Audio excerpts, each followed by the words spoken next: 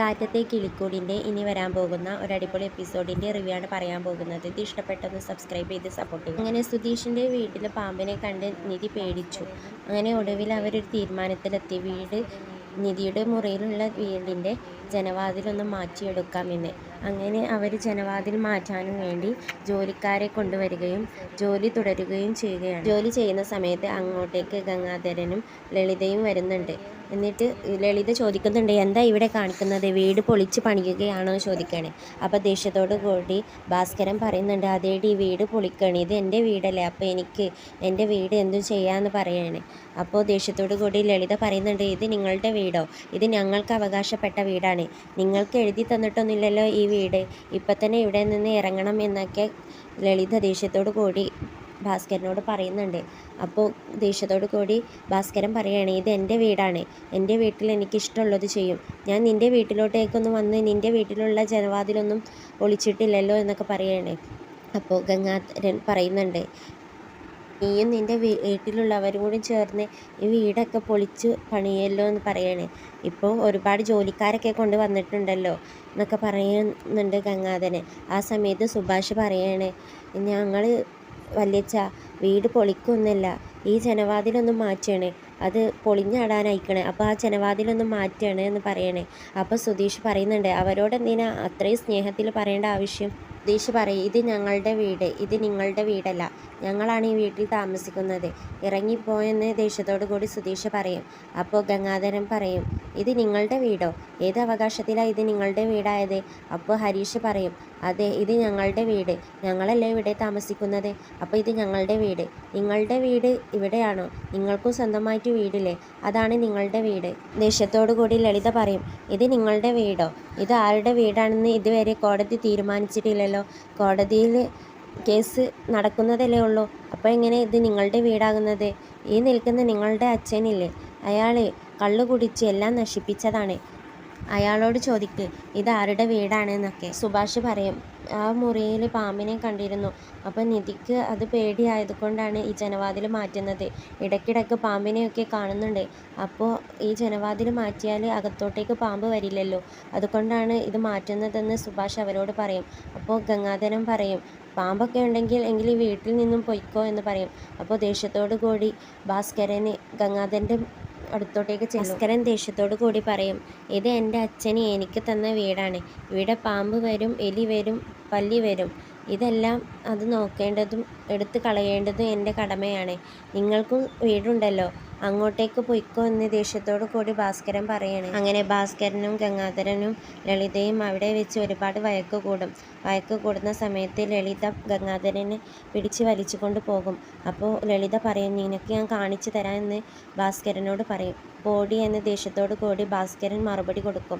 അവർ പോയതിനു ശേഷം ഗംഗാധരൻ മേനോൻ പറയും, പോയി ജോലി എടുക്കടാ എന്ന് പറഞ്ഞ് ജോലിക്കാരനെ ജോലി എടുപ്പിക്കും. സുധീഷ് സുഭാഷിനോട് പറയും, ഏട്ടൻ പോയി ജോലി എടുക്ക്, ഇത് നമുക്ക് കൈകാര്യം ചെയ്യാനേ ഉള്ളൂ, ബാക്കിയുള്ള കാര്യങ്ങൾ അപ്പം നോക്കാം. അങ്ങനെ സുഭാഷ് ചെന്ന് ജോലി എടുക്കും. ആ സമയത്താണ് അങ്ങോട്ടേക്ക് പോലീസ് വരുന്നത്. ഇവിടെ ലളിതയും ഗംഗാധരനും ഉണ്ടാകും. ക്ഷത്തിലെ ഭാസ്കരൻ പറയും, എനിക്കറിയാമായിരുന്നു നീ ഇപ്പോൾ പോയി പോലീസിനെ കൊണ്ടുവരുമെന്ന്, എന്തിന് പോലീസിനെയൊക്കെ പേടിക്കണം എന്ന് പറയും. സുഭാഷ് ഭാസ്കരനോട് പറയും, അച്ഛൻ ഒന്നും മിണ്ടാതെ നിൽക്കുന്നത്. എന്നിട്ട് സുഭാഷ് പോലീസിനോട് പറയും, അച്ഛനക്ക് പ്രായമായതുകൊണ്ടാണ് അങ്ങനെയൊക്കെ പറയുന്നതെന്ന്. അപ്പോൾ പോലീസ് പറയും, പ്രായമായാലും പോലീസിനോടൊരു മാന്യതയിലൊക്കെ സംസാരിക്കണ്ടേ, ഞാൻ അറസ്റ്റ് ചെയ്ത് കൊണ്ടുപോകുമെന്ന് പറയും. അപ്പോൾ ഭാസ്കരൻ പറയും, അത് എനിക്കൊരു വിഷയമല്ല എന്ന് പറയും. അപ്പോൾ ഗംഗാധരൻ പറയും, അവന് ഇടയ്ക്കിടയ്ക്ക് പോലീസ് സ്റ്റേഷനിൽ പോയി വരുന്നതാണ്. അങ്ങനെ ലളിത പറയും, സർ ഞാനാണ് കംപ്ലൈൻറ്റ് തന്നത്, ഇയാൾ ഞങ്ങളുടെ വീട് ഇതാ പൊളിച്ച് പണിയുകയാണെന്ന് പറയും. ആ സമയത്ത് ഗംഗാധരൻ പറയും, അതെ സർ ഇയാൾ പൊളിക്കുകയാണെന്ന് പറയും, ഇത് ഞങ്ങൾക്ക് 3 പേർക്കും അവകാശപ്പെട്ട വീടാണ്, ഈ വീടിൻ്റെ കേസ് ഇപ്പോഴും നടന്നുകൊണ്ടിരിക്കുകയാണ്, അപ്പോൾ ഈ വീട്ടിൽ ഇനി ഒന്നും ചെയ്യാൻ പറ്റില്ല എന്ന് ഗംഗാധരൻ പോലീസിനോട് പറയാണ്. ഗംഗാധരൻ മേനോൻ പറയും, ഈ വീട് സീൽ ചെയ്യാൻ വേണ്ടി ക്വാർട്ടറിന് നോട്ടീസ് വന്നിരിക്കുകയാണ് സർ. അപ്പോൾ പോലീസ് ചോദിക്കും, നിങ്ങളുടെ അടുത്ത് നോട്ടീസ് ഉണ്ടോ. അപ്പോൾ ലളിത പറയും, ഇതാണ് സർ എന്ന് പറഞ്ഞുകൊണ്ട് കൊടുക്കും. പോലീസ് അത് വായിച്ചുകൊണ്ട് പറയും, ഇവർ പറഞ്ഞത് ശരിയാണ്, ഈ വീട്ടിൽ ഇനി ഒരു ജോലിയും നടക്കാൻ പറ്റില്ല എന്ന് പറയണേ. അപ്പോൾ ഭാസ്കരൻ ചോദിക്കുകയാണ്, ഇവർ സാറിന് കൈക്കൂലി തന്നിട്ടുണ്ടാകും. ഭാസ്കരൻ പറയും, എൻ്റെ അച്ഛൻ മരിക്കുന്നതിന് മുന്നേ എന്നോട് പറഞ്ഞതാണ് ഇത് എനിക്കുള്ള വീടാണെന്ന്. അപ്പോൾ ഗംഗാധരൻ പറയും, ആ അച്ഛൻ മരിക്കുന്നതിന് മുന്നേ പറഞ്ഞിട്ടുണ്ടാവും നിന്നോട് ഇത് നിനക്കുള്ള വീട്. ഗംഗാധരൻ മേനോൻ പറയും, അങ്ങനെ അച്ഛൻ പറഞ്ഞിരുന്നു എങ്കിൽ അതിനൊരു തെളിവ് വേണം. അതിന് വേണ്ടിയിട്ട് അത് നീ മുദ്ര പേപ്പറിൽ എഴുതിക്കണമായിരുന്നു. അത് നീ ചെയ്തിട്ടില്ലല്ലോ. അപ്പോൾ പോലീസും പറയും, അതെ അത് നിങ്ങൾ ചെയ്തിട്ടുണ്ടോ? ഇങ്ങനെയായിരുന്നുവെങ്കിൽ നിങ്ങൾക്ക് ഇതുപോലെ കേസ് കൊടുത്ത് നിങ്ങൾക്ക് ഈ വീട് സ്വന്തമാക്കാമായിരുന്നു എന്ന് പറയും. അപ്പോൾ സുഭാഷ് പറയും, സർ ഇവിടെ ഇടയ്ക്കിടയ്ക്ക് പാമ്പ് വരുന്നുണ്ട്, അതുകൊണ്ട് ആ ജനലൊന്ന് ചെറിയൊരു പണി എടുക്കുന്നത് മാത്രമേ ഉള്ളൂ. ലളിത പറയും, അങ്ങനെയാണെങ്കിൽ നിങ്ങൾക്ക് ഈ വീട് ആരുടേതാണെന്ന് കോടതി വിധി വരുന്നത് വരെ നിങ്ങൾക്ക് വേറെ എവിടെയെങ്കിലും പോയി താമസിക്കാം. പോലീസ് പറയും, അതന്നെ അവർ പറയുന്നത് ശരിയാണല്ലോ, ഇതിൻ്റെ വിധി വരുന്നത് വരെ നിങ്ങൾക്ക് വേറെ എവിടെയെങ്കിലും താമസിക്കാമല്ലോ. അപ്പോൾ ഭാസ്കരൻ പറയും, നിങ്ങൾ വന്നത് മുതൽ അവർക്ക് വേണ്ടിയിട്ടാണല്ലോ സംസാരിക്കുന്നത്. അവർ നിങ്ങളുടെ ആൾക്കാരായതുകൊണ്ടായിരിക്കുമല്ലേ അവർക്ക് വേണ്ടിയിട്ട് മാത്രം നിങ്ങൾ സംസാരിക്കുന്നത്. ഭാസ്കരൻ പറയും, ഇത് എൻ്റെ പേരിൽ അച്ഛൻ എഴുതി തന്നിട്ടുണ്ട് മുദ്ര പേപ്പറിൽ എന്ന് പറയും. അപ്പോൾ ലളിതയും അതുപോലെ ഗംഗാധരൻ മേനോൻ പറയും, അങ്ങനെയൊന്നുമില്ല. അപ്പോൾ പോലീസ് പറയും, എങ്കിൽ ആ മുദ്ര പേപ്പർ ഇങ്ങോട്ട് എടുക്കുക, ഞാനൊന്ന് നോക്കട്ടെ എന്ന്. അപ്പോൾ ഭാസ്കരൻ പറയും, അത് എവിടെയാണെന്ന് എനിക്കറിയില്ല. അപ്പോൾ നമ്മളുടെ ഗംഗാധരൻ പറയും, അവൻ പറയുന്നത് ഫുള്ളും കള്ളാണെന്ന് പറയും. അപ്പോൾ സുഭാഷ് പറയും, ഞങ്ങളിവിടെ ചെറിയ ചെറിയ ജോലികൾ മാത്രമല്ലേ ചെയ്യുന്നുള്ളൂ.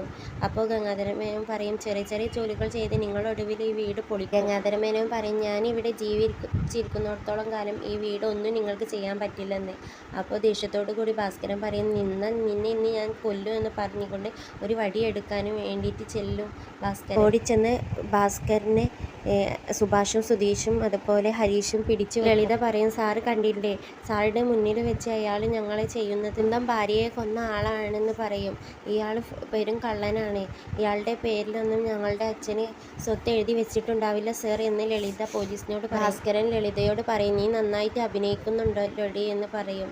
അപ്പോൾ ലളിത പറയും, സാറേ കേട്ടില്ലേ ഇയാൾ പറയുന്നതെന്ന്. അപ്പോൾ ദേഷ്യത്തോടു കൂടി ഭാസ്കരൻ ലളിതയെ തല്ലാൻ ചെല്ലും. അപ്പോൾ ലളിത പോലീസിനോട് പറയും, സർ ഇയാൾ കാണിക്കുന്നത് കണ്ടില്ലേ.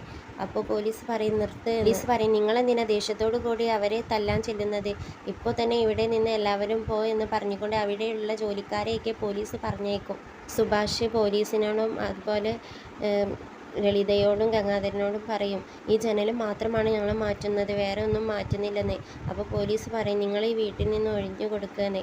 അപ്പോൾ ഭാസ്കരൻ പറയും, അവരോട് കെഞ്ചാൻ നിനക്കെന്താടാ നാണമില്ലേ. ലളിത പറയും, സാറേ ഇവനെ എൻ്റെ മകളെ ചാടിക്കൊണ്ട് പോകാൻ നോക്കിയിരുന്നെന്ന് പറയും. അപ്പോൾ ഭാസ്കരൻ പറയും, നീ വല്ലാതെ അങ്ങ് സംസാരിക്കാൻ നിൽക്കണ്ട, ഞാൻ നിൻ്റെ മകളുടെ വീട്ടിലോട്ടേക്ക് അങ്ങോട്ട് ചെല്ലും, അതിന് വേണോ എന്ന് പറയാം. അപ്പോൾ ലളിത ഒന്ന് പേടിക്കും. പോലീസുകാർ അവരോട് പറയും, നിങ്ങൾ ഈ വീട്ടിൽ നിന്ന് ഇപ്പോൾ തന്നെ ഇറങ്ങിക്കോ എന്ന് പറയും. അപ്പോൾ സുഭാഷ് പറയും, ഞങ്ങൾ ഈ വീട്ടിൽ നിന്ന് സാറേ എങ്ങോട്ടേക്ക് പോകാനാണെന്ന് പറയും.